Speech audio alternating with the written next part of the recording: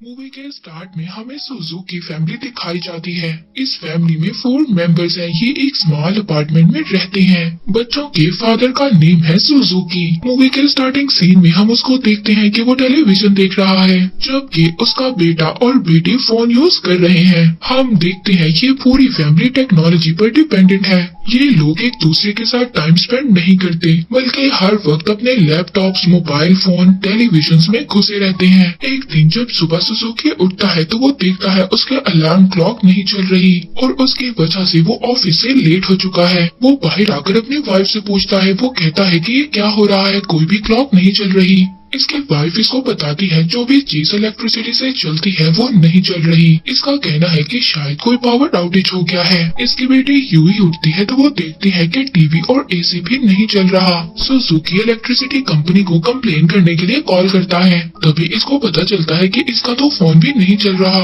अब बच्चे और इनके फादर सुजुकी सभी ऑफिस और स्कूल के लिए रेडी हो जाते हैं। अब जब ये लोग एलिवेटर के पास जाते हैं तो वहाँ पर जाकर देखते हैं कि बहुत सारा क्राउड था। ये लोग एलिवेटर के पास जाना चाहते थे, मगर पावर आउटेज की वजह से वो एलिवेटर भी नहीं चल रहा था। इसके बाद ये सभी लोग सीढ़ियों का इस्तेमाल करते हैं ग्राउंड तक जाने के लिए। ये सभी लोग हैरान और परेशान थे कि ऐसा क्या हो गया, पूरी सिटी में इलेक्ट्रिक आउटेज हो गया, जिसकी वजह से इलेक्ट्रिसिटी से चलने वाली कोई भी चीज नहीं चल रही। अब सुजुकी तो पहले ही ऑफिस से लेट हो चुका था। ये ट्रेन से जब ऑफिस जाना चाहता था तो इसको पता चलता है कि अब तो ट्रेन भी नहीं चल रही पावर आउटेज की वजह से। अब हम देखते हैं कि सभी लोग बस से जाना चाहते हैं, मगर इलेक्ट्रिसिटी और फ्यूल से चलने वाली सभी चीजें बंद हो चुकी थी। दूसरी तरफ हम सुजुकी के बेटे को देखते हैं जो बाइसिकल पर जा रहा है। वो देखता है कि सिटी में कोई भी व्हीकल काम नहीं कर रही, बल्कि लोग इसकी बाइसिकल को देखकर जेलस हो रहे हैं। अब सुजुकी जब ऑफिस पहुंचता है तो वो देखता है कि ऑटोमेटिक डोर ऑफिस का नहीं खुल रहा और साथ ही में किसी की भी वॉच काम नहीं कर रही। अब यहाँ पर कुछ लोग उस ऑटोमेटिक डोर को तोड़कर ऑफिस के अंदर जाते हैं और तो और जब ऑफिस के अंदर जाकर देखते हैं तो वहाँ पर कोई भी कंप्यूटर नहीं चल रहा। हम वहीं पर सुजुकी की वाइफ को देखते हैं जो अपने आसपास सभी लेडीज से बातें कर रही होती है। वो उनसे डिस्कस कर रही होती है पावर आउटेज के बारे में। इसके बाद सुजुकी की वाइफ ग्रोसरी स्टोर पर जाती है। वहाँ पर वो जाकर देखती है कि लोग पानी और फूड को स्टोर कर रहे हैं। ये भी अब उनके जैसा ही करती है। ग्रोसरी स्टोर में बहुत ज्यादा लोग थे जो चीजों को स्टोर करने के लिए आए हुए थे, लेकिन वहाँ पर कोई भी मशीन काम नहीं कर रही थी। इसलिए कैशियर ये अनाउंस करता है कि वो लोग सिर्फ कैश ही लेंगे। अब बहुत सारे लोग जल्दी से एटीएम मशीन से जाकर पैसे निकालना चाहते थे, मगर एटीएम मशीन भी काम नहीं कर रही थी। हम वहाँ पर सुजुकी के ऑफिस में देखते हैं क्योंकि कंप्यूटर नहीं चल रहे पावर आउटेज की वजह से, तो यहाँ पर इनका बॉस इन सबसे कहता है कि आज आप लोग वापस जा सकते हैं क्योंकि कंप्यूटर पर ही काम करना है और कंप्यूटर तो चल ही नहीं रहे। सुजुकी जब घर वापस आ रहा होता है तो रास्ते में के बाइसिकल की शॉप्स को देखता है। वो देखता है कि बाइसिकल की प्राइस तो बहुत ज्यादा हो गई है पावर आउटेज की वजह से, मगर इसके बावजूद वो एक बाइसिकल खरीद ही लेता है। अब रात को हम सुजुकी की फैमिली को देखते हैं जिनके घर में लाइट नहीं आई हुई। इन्होंने कैंडल जलाई हुई है और ये मिलकर डिनर कर रहे हैं। अब जब सुजुकी का बेटा वॉशरूम में जाता है तो वो जाकर देखता है कि टॉयलेट का फ्लश भी काम नहीं कर रहा और तो और सभी टैप्स ने भी काम करना छोड़ दिया है। अब सुजुकी की बेटी भी यहाँ पर बहुत ज्यादा परेशान हो गई थी। वो ये सोच रही थी कि लाइट तो गई, मगर यहाँ पर टैप्स का बंद होने का तो कोई काम नहीं बनता क्योंकि टैप्स तो इलेक्ट्रिसिटी पर काम नहीं करती। अब डिनर के बाद हम देखते हैं सुजुकी के बेटा और बेटी अपने रूम में जाते हैं। वो बहुत ज्यादा बोर हो गए थे क्योंकि इनका सेलफोन काम नहीं कर रहा था और ना ही इंटरनेट था। इसके बाद ये फुल फैमिली बालकनी में जाकर आसमान को देखने लगते हैं। ये बालकनी से देखते हैं कि पूरा शहर अंधेरे में है, सिर्फ तारे ही हैं जो उस शहर को अपनी रोशनी दे रहे हैं। हम देखते हैं कि पहली बार ये फैमिली मिलकर टाइम स्पेंड कर रही थी और एक्चुअली में ये सब इसको एंजॉय कर रहे थे। पावर आउटेज को होते होते 3 दिन गुजर गए हैं और सुजुकी के घर की हालत बहुत ज्यादा खराब थी। इलेक्ट्रिसिटी ना होने की वजह से लोगों का लाइफस्टाइल चेंज हो गया है। हम सुजुकी को उसके ऑफिस में देखते हैं। वहाँ पर उसका सीनियर उसको बताता है कि आज के बाद आप लोग काम पर नहीं आएंगे जब तक पावर आउटेज ठीक नहीं होता, यानी कि जब तक इलेक्ट्रिसिटी नहीं आएगी, कंप्यूटर्स नहीं चलेंगे, इन लोगों को वापस काम पर आने की जरूरत नहीं है। अब ये सुनकर सुजुकी बहुत ज्यादा परेशान हो जाता है। वो अपने सीनियर से कहता है कि अगर हम काम पर नहीं आएंगे तो पैसे कैसे कमाएंगे, हमें अपने बच्चों को भी तो खिलाना है। अब ये सब बातें सुनकर उसका सीनियर उससे कहता है अब जैसी कंडीशंस चल रही हैं, ज्यादा देर तो आप टोक्यो शहर में नहीं रह सकते, क्योंकि मुझे ऐसा लगता है इन कंडीशंस के साथ ऐसा टाइम आएगा कि खाने और पीने की भी कमी हो जाएगी, क्योंकि हम देखते हैं कि लोग इस टोक्यो शहर को छोड़कर इस कंडीशन की वजह से जा रहे हैं। और अब सुजुकी भी ऐसा ही करना चाहता है। सुजुकी की वाइफ पास वाले वाटर टैंक से पानी भरने चाहती है, मगर वो देखती है वहाँ पर तो बहुत ज्यादा क्राउड है, वहाँ पर बहुत ज्यादा लोग खड़े हैं। और फिर इन सभी लोगों को वापस भेज दिया जाता है, क्योंकि टैंक्स भी काम नहीं कर रहे, क्योंकि इन टैंक से पानी खत्म हो गया है। अब सुजुकी बैंक जाता है पैसे निकलवाने के लिए, मगर इसको भी वापस भेज दिया जाता है। अब पावर आउटेज को 7 दिन हो चुके हैं और इलेक्ट्रिसिटी शहर में अभी तक नहीं आई। सभी ग्रोसरी स्टोर्स, ऑफिसेज, स्कूल सभी बंद हो गए थे इलेक्ट्रिसिटी न आने की वजह से। यहाँ तक कि सभी फैक्ट्रीज भी बंद हो गई थी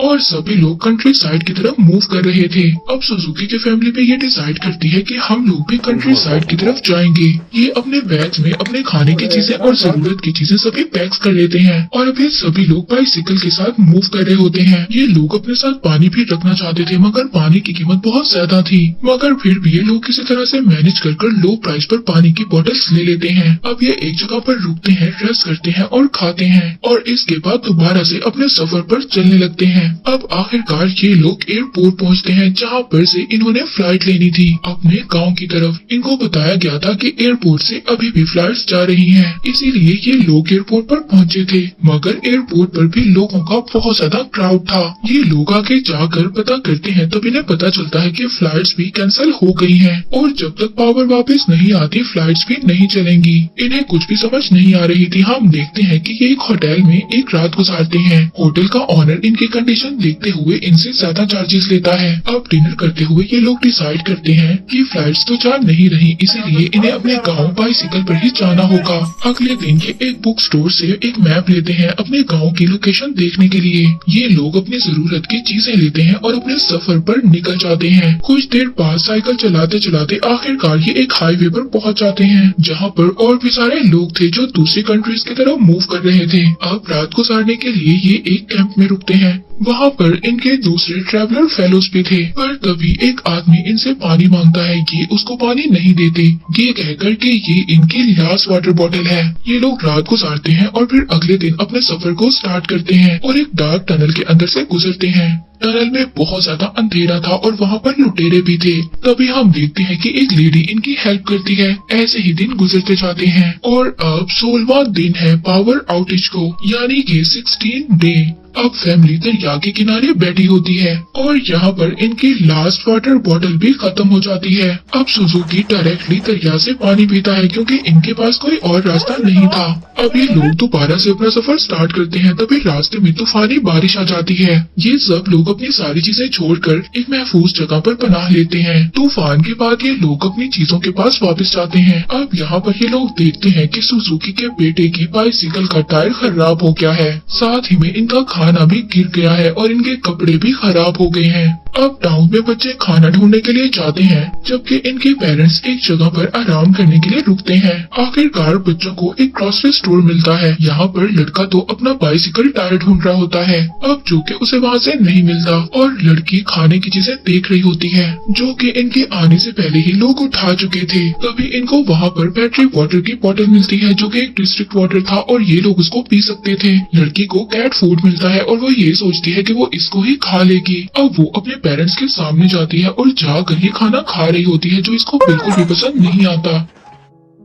मगर अब करते भी तो क्या करते, इन लोगों को जिंदा भी तो रहना था। वहाँ पर कैंडी अपने बाइसिकल के टायर को ठीक करने के लिए अपने फोन का कवर यूज करता है। अब ये लोग दोबारा से अपने सफर को स्टार्ट करते हैं। हफ्ते तक तो ये बैटरी वाटर और कैट फूड पे ही सरवाइव करते हैं। अब पावर आउटेज को होते हुए 21st डे हो चुका था। तभी इनको एक कैंपर मिलती है और इनको एक वीट दिखाती है और कहती है कि आप लोग इस वीट को खा सकते हैं, मरने से तो अच्छा है ये लोग वीट को खाकर अपनी भूख मिटाएं। तभी उस कैंपर के साथ एक लड़का भी होता है जो इनकी फैमिली की पिक्चर लेता है। वो एक नॉन डिजिटल कैमरा था। वो इनसे प्रॉमिस करता है कि जब पावर वापस आ जाएगी तो वो इनको ये पिक्चर भेज देगा। अब ये लोग मिलकर सफर करते हैं। बाद में इनके रास्ते अलग हो जाते हैं। अब इसके बाद इनकी फैमिली एक्वेरियम में पहुंचती है, जहाँ पर देखते हैं कि लोग मछलियाँ बेच रहे थे। अब ये लोग भी लाइन में लग जाते हैं ताकि इन्हें खाने के लिए कुछ मछलियाँ मिल जाएं, क्योंकि इनका खाना तो खत्म हो चुका था। मगर जब इनकी बारी आती है तो वो मछलियाँ भी बिक चुकी थी। यहाँ पर हम सुजुकी को देखते हैं जो उस आदमी के पाँव पड़ गया था कि प्लीज मेरे बच्चों को खाने के लिए कुछ मछलियाँ दे दो। मगर वो आदमी इसको इग्नोर कर वहाँ से चला जाता है। अब करते तो क्या करते, ये लोग दोबारा से अपने सफर को स्टार्ट करते हैं। ये एक फील्ड में देखते हैं। ये भूख और प्यास की वजह से बहुत ज्यादा थके हुए थे। इन लोगों से तो अब आगे चला भी नहीं जा रहा था। हम सुजुकी को देखते हैं जो एक इंसेक्ट को खाने वाला था, पर तभी ये एक पिग को देखते हैं। सुजुकी किसी न किसी तरह उस पिग को पकड़ लेता है और ये बहुत ज्यादा खुश हो गए थे, मगर वो उसको काट नहीं सकते थे और इनको बहुत ज्यादा भूख भी लगी हुई थी। तभी एक आदमी इनके पास आता है जिसका नाम है टनाका। वो कहता है कि इस पिग को मेरे साथ मेरे घर लेकर आओ, जहाँ पर वो आदमी उस पिग के टुकड़े टुकड़े करता है और इन लोगों को डिनर खाने के लिए देता है। ये उस पिग को खाकर बहुत ज्यादा खुश हो गए थे, क्योंकि इतने दिनों से ये भूखे रह रहे थे। इनके पास खाने के लिए कुछ भी नहीं था। अब एक हफ्ते तक ये लोग टनाका के पास ही रहते हैं और फिर से ये अपना सफर स्टार्ट करते हैं विलेज की तरफ। अब रास्ते में इन्हें एक रिवर नजर आता है, यानी कि इन्हें रिवर को क्रॉस करना था, जबकि इनके पास जो मैप था वो पुराना था और उस मैप में रिवर के बारे में कुछ भी नहीं बताया गया था। अब ये लोग लकड़ियों से अपने लिए एक क्राफ्ट बनाते हैं ताकि ये दरिया को पार कर सकें। अब ये सारी फैमिली रिवर को क्रॉस कर लेती है, मगर इनकी बाइसिकल तो पीछे ही थी। अब इसके लिए कैंडी और सुजुकी रिवर के दूसरी साइड पर वापस जाते हैं ताकि वो अपनी बाइसिकल को इस साइड पर ला सकें। अब जब कैंडी और सुजुकी दरिया के बीच में थे तभी बहुत तेज बारिश होने लगती है, जिसकी वजह से दरिया का पानी बढ़ गया था और इन्हीं सब में सुजुकी डूब जाता है। ये लोग बहुत ज्यादा दुखी हो गए थे। इसके बाद दोबारा से ये अपने सफर को स्टार्ट करते हैं, मगर अब इनके पास बाइसिकल्स नहीं थी। ये लोग चलकर अपने गांव की तरफ जा रहे थे। ये लोग रेलवे ट्रैक पर से गुजर रहे होते हैं, तभी कुछ डॉग्स इन पर अटैक कर देते हैं। इन डॉग्स में से एक डॉग इनकी मदर पर अटैक करता है। वो रोड से नीचे जाकर गिरती हैं और उनकी टांग टूट जाती है। बच्चे अपनी मदर को रोड पर लेकर आते हैं, मगर वो डॉग्स दोबारा से इन पर अटैक करने के लिए आ गए थे। पर तभी हम देखते हैं कि पीछे से ट्रेन आ रही थी। वो ट्रेन इन पर नहीं चढ़ती और डॉग्स भी भाग जाते हैं। अब वो ट्रेन रुक इसलिए गई थी क्योंकि वो कोल पर चलती थी। ट्रेन के लोग ट्रेन में से उतरकर उस फैमिली को अंदर लेते हैं और उनकी हेल्प करते हैं और साथ ही उन बच्चों की मदर की टांग पर पट्टी भी करते हैं। नेक्स्ट सीन में हम सुजुकी की बॉडी को देखते हैं जो दरिया के किनारे पर पड़ी थी, मगर लकीली वो अभी भी जिंदा था। वो दरिया से बाहर निकलता है और पास खड़े एक ट्रक में जाकर टेक लगाकर बैठ जाता है। तभी हम देखते हैं इसके पास से वो एक ट्रेन गुजरती है जिसमें इसकी फैमिली भी है। सुजुकी ट्रेन में मौजूद लोगों की अटेंशन लेने के लिए एक स्मोक टॉर्च का यूज करता है। आखिरकार के ट्रेन रुक जाती है और ट्रेन में मौजूद लोग सुजुकी को अंदर ट्रेन में ले लेते हैं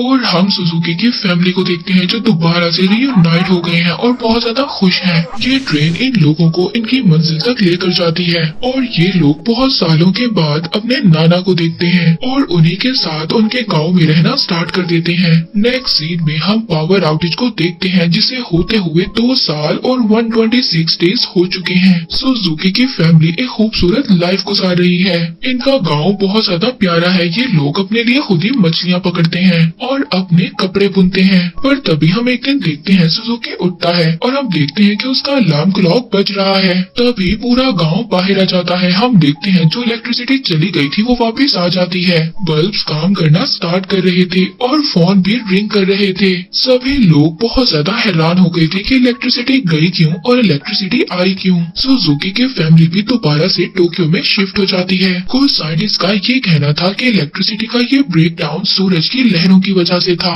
और कुछ का ये कहना था कि ये तो टेररिस्ट ऑर्गेनाइजेशन का करना था, मगर सच्चाई तो कोई भी नहीं जानता था। मूवी के एंड में फैमिली को एक पिक्चर मिलती है। ये पिक्चर वही थी जो उस अनजान आदमी ने इनकी ली थी जब ये लोग अपने गांव की तरफ ट्रेवल कर रहे थे। इस इलेक्ट्रिसिटी के ब्रेक डाउन ने इन लोगों को समझाया कि किस तरह से उन्होंने अपनी लाइफ में मौजूद छोटी छोटी चीजों की कदर करनी है और उन्हें बताया कि किस तरह छोटे छोटी छोटी चीजें हमारी लाइफ में हमें खुशी देती हैं। और इस इलेक्ट्रिसिटी ब्रेकडाउन ने बताया कि फैमिली का प्यार ही सब कुछ है, बिल्कुल सुजुकी के फैमिली की तरह, जो बिल्कुल भी एक दूसरे का ख्याल नहीं रखते थे, अपने फोन्स और लैपटॉप्स में लगे रहते थे। और जब उन पर मुश्किल आई, उन्होंने एक साथ टाइम गुजारा तो उनको पता चला यही लाइफ है। और इसी के साथ ये मूवी यहीं पर एंड हो जाती है।